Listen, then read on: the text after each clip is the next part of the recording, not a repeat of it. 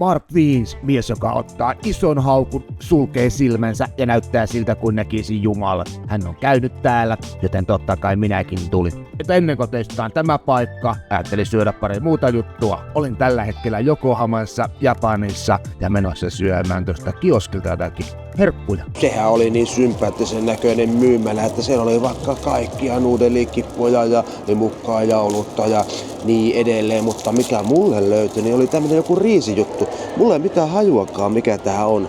Onko tää joku lihajuttu vai kasvisjuttu, mutta ilmeisesti kylmää riisiä jossakin tämmöiseen niin nyyttiin laitettu, vähän niin kuin pihin.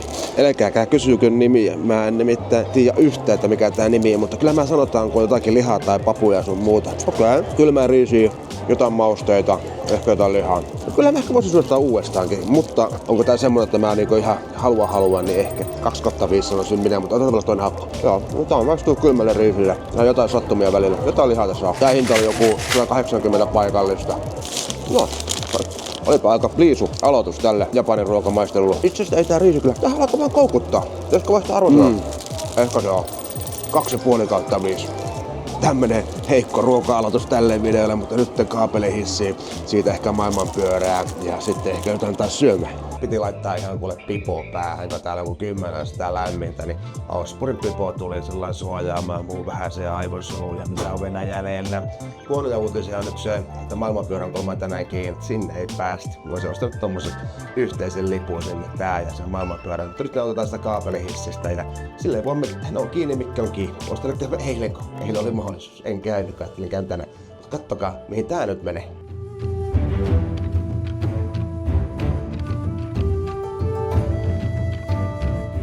Hinta tuolle kaapelihissille on paikallista rahaa 1000 jeniä, eli noin vähän 6 euroa, 6,30 senttiä. Tuolta pääsee kyllä kävelenkin, ettei tarvitse käyttää 6 euroa tuohon 5 minuutin matkaa, mutta pitää sitä aina välillä katsella vähän maisemia ja vähän olla vähän niin kuin luksustakin elämää, niin se oli mun luksusta. Mä lähden seuraavaksi miettimään, että olisiko tuossa kahvia? Ei kahvia. Kaljaa? Ei kaljaa.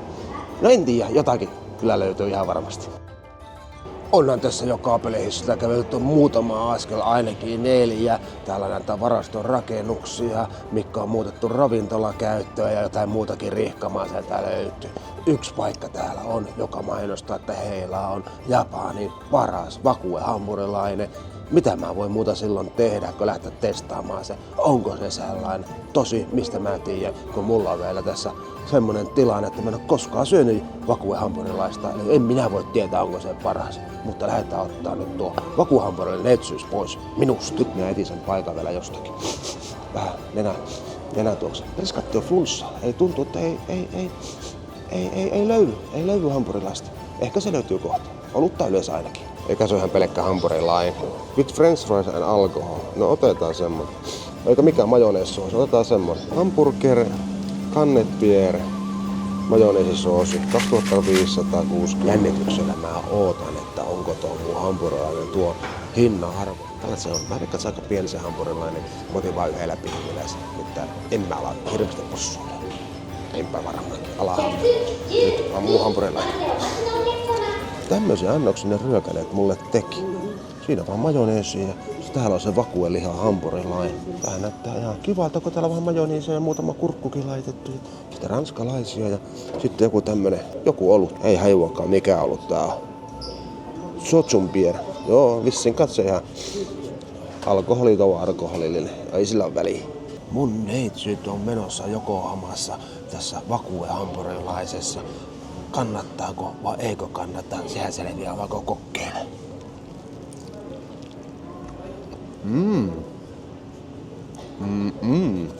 Ois kannattanut menettää se aiemmin se neitsyys tähän vakue-hampurilaiseen.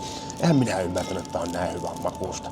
Ehkä vielä enemmän voisin kaivata, että sinne tulisi pikkusen suola- ja pippurin makua, mutta käyn kyllä ymmärtää, että ei kaikilla tuo verenpaine niin kohdallaan kuin mulla, että pitää suolaa olla kiloon kaupalla. Hampurilainen on tosi mehukas. Kivasti tuo tomaatti kanssa tuo tuohon raikkautta.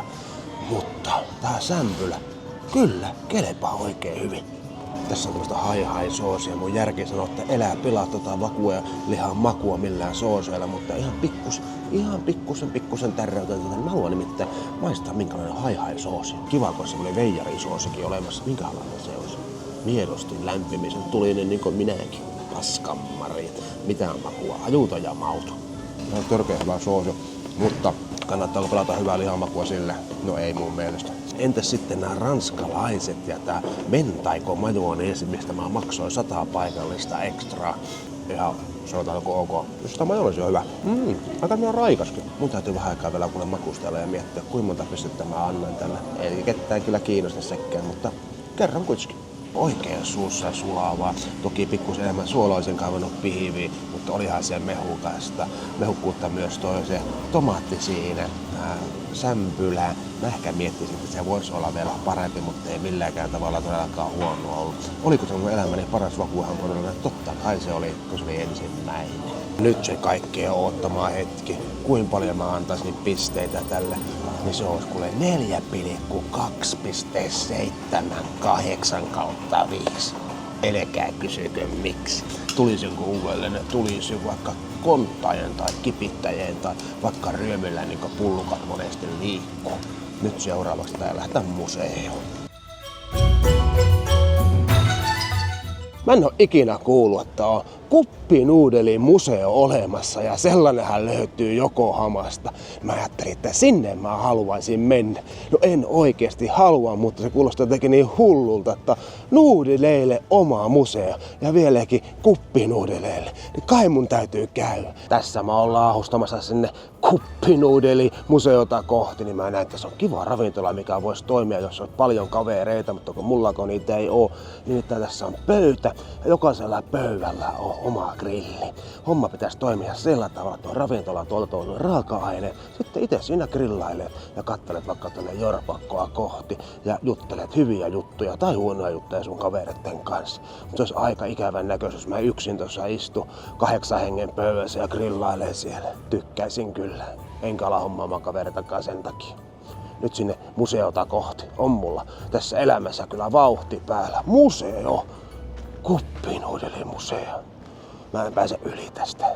Tuosta Jorpakostakaan ei pääse kyllä yli ilman kastumatta.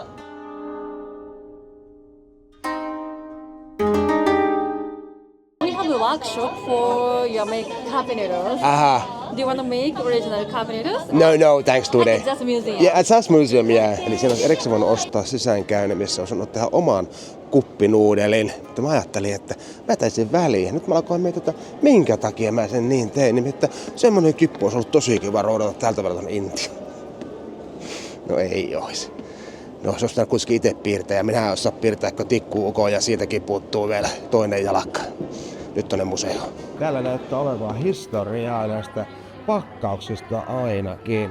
1958 on tommonen chicken raameni pakkaus. Itse asiassa se näyttää ihan niinku nykypäivää mun mielestä. Ei ne kyllä paljon on muuttanut. Ainakin siltä musta tuntuu. Ja kohta se selviää, kun tosta pääsee eteenpäin. 1976 on jo tullut sen tän näköistä. Tässä on jo 2000-luvulla olevaa pakkausta. En mä kyllä tiedä. Olisiko tullut vähän enemmän värejä? Se ehkä siinä on huomioitu. Ehkä enemmän värejä mun mielestä.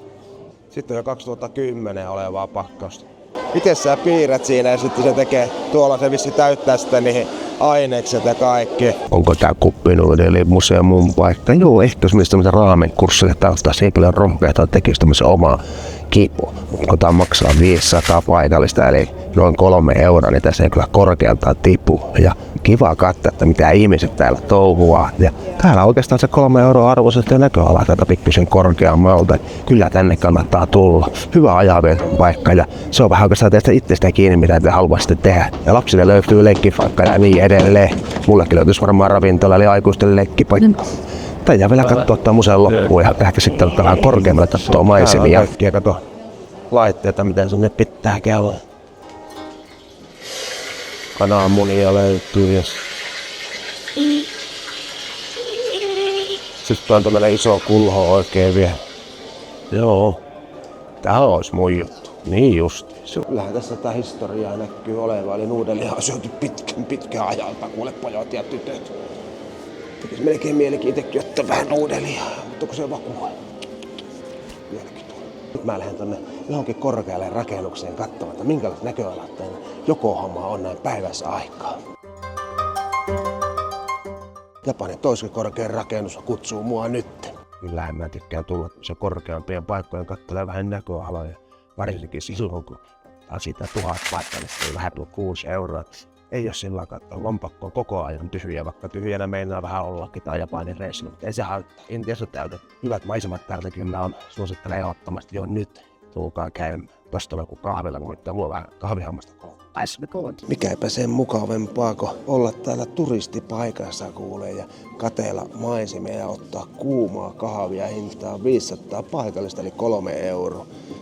Varmaan turistihinnat kyllä joo, mutta eipä tuolla alhaalla tämmöisiä maisemia saa. No voi hyvänen aika, kyllähän sitä oli hienot maisemat ja maalaspoika oli ihmeessä ja suosittelen teille kaikille nyt nukkumaan ja huomenna kote Tokiota. Niinhän ne sanoo, Japani on nouseva auringon maa ja pitihän se paikkas. Minä pääsin juna-asemalle junaan ja mä pääsin Tokioon tunnetulle nähtävyydelle. Tässä se muurahaispesä on, vihreät valot on noin 45 sekuntia ja parhaimpaa aikaa yli 3000 ihmistä menee yhdellä valojen aikana yli. Voi hyvänen aikatta maalaspoikaan taas ihmeessä ja yli 2 miljoonaa ihmistä per päivä ylittää. Pääsispä sinne pohjoiseen rauhoittumaan tai vaikka jos Oulun torille olisi paljon rauhallisempaa. Ja kyllä minä olen rohkeana poikana, mä menen tuo yli. Noniin, nyt se on kuule meno. Ei muuta kuin mennään vaan. Tuolla on kato oikein, täällä on kameramiehiäkin niin paljon, että tää ei tässä pahaakaan. Tässä on vaan virran mukana. Täällä on paljon turisteja, joo. Moni muukin turisti on tässä, kato. Kaikki on täällä kameran kanssa. On muuten semmonen homma, että tää video ei ole mikään ainutlaatuinen, minkä minä teen. No ei ole kyllä mikään muukaan. Kaikilla on puhe. On tää elämä. Tää koira näyttää olevan suosittu patsas täällä. Nyt tää kaikki haluaa sen kanssa kuva. No, en ymmärrä. Joku juttu siinä on. Pitää varmaan selvittää tässä. Matkalla tonne maailman isommalle suoteelle mä näin semmoisen kuppilan, missä oli mainosta. Yli 10 miljoonaa YouTubettajaa suosittelee tätä paikkaa ja se nimi oli Mark 5. Se oli joku nuudelipaikka. Jos mä löydän sen, niin mä käyn syömässä siinä nuudelista.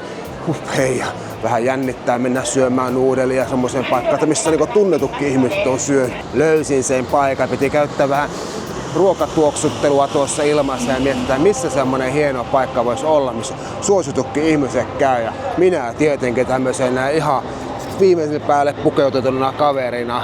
Ei ne varmaan päästä edes maan sisään.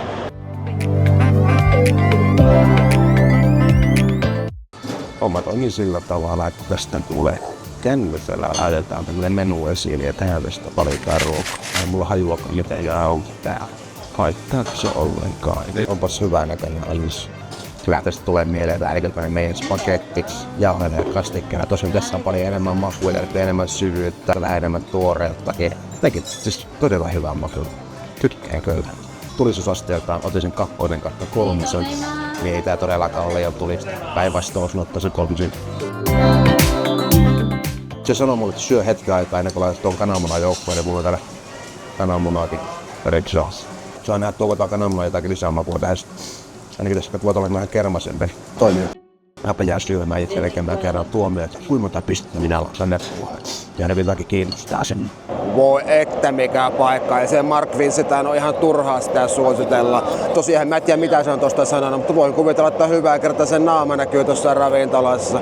Ne maut ihan niin kuin syviä, täyteläisiä ja pikkusen tulisuuttakin sieltä tulee. Ja mikä vielä parasta, niin olihan se hyvä se nuudeli. En mä muuten kaivannut siihen mitään semmoista lientä. Mä ehkä voin tykkää raamenista tolla tavalla enemmän, jos sitä edes kutsutaan raameniksi, kai sitä kutsutaan. Mikä vielä parasta, niin aika helposti tehty tuo tilaaminen. QR-koodi, siitä katselet menusta, likkailet ja sitten mun luottokortilla maksu. Ruokan valmistus kesti noin 2-3 minuuttia, eli ei paljon mitään. 10 paikkaa niin kuin sanoin tuossa paikassa. Tuolla vaan kiertoa pitää saada kovasti, että saa rahaa tehtyä. Tähän on erittäin hyvä lopettaa tää Tokion video.